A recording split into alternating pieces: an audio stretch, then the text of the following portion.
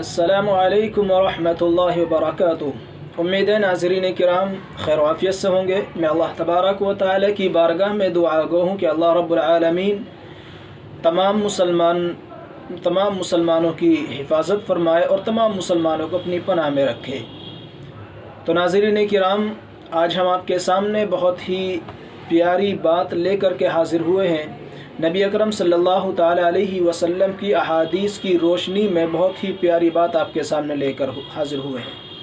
حضور اکرم صلی اللہ تعالی علیہ وسلم نے راستے پر بیٹھنے سے منع فرمایا ہے۔ منع کیوں فرمایا ہے؟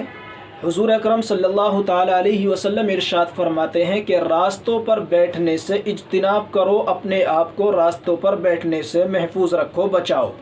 اور اگر بضرورت بیٹھنے کی نوبت آ جائے، کوئی کام ایسا پڑ جائے، کوئی ضرورت پڑ جائے کہ راستے پر ہمیں بیٹھنے کی ضرورت پڑ جائے، ضرورت پیش آ جائے، تو پھر راستے کا حق ادا کرو۔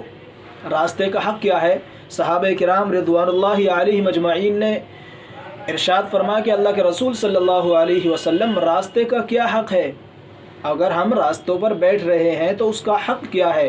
آپ علیہ الصلاۃ والسلام نے ارشاد فرمایا کہ نظریں نیچی رکھنا، اسی طرح کسی کو ایذا نہ پہنچانا، اور سلام کرنے والے کو اس کے سلام کا جواب دینا۔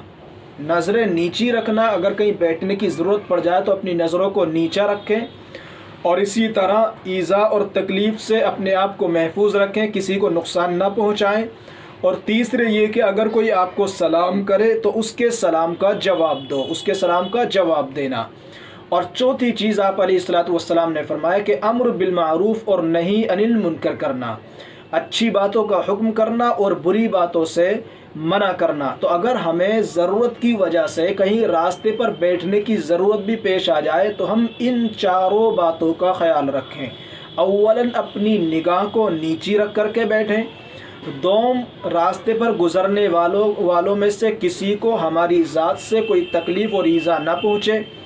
تیسرے یہ کہ کوئی اگر سلام کرتا ہے تو اس کے سلام کا جواب دیں۔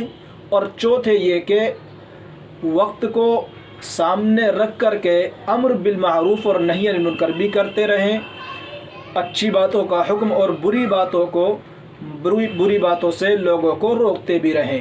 یہ آپ علیہ الصلاۃ والسلام نے راستے پر بیٹھنے کا حق جو ہے وہ بتلایا ہے۔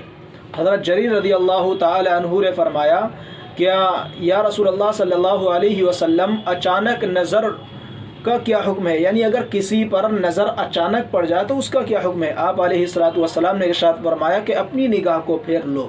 یعنی اگر کسی پر اچانک نظر پڑ جاتی ہے تو فوراً اپنی نگاہ کو پھیر لو۔ ایسا نہ ہو کہ نگاہ پڑی تو بس اسی کی طرف دیکھتے ہی رہیں، نہیں بلکہ اپنی نگاہ کو پھیر لیں۔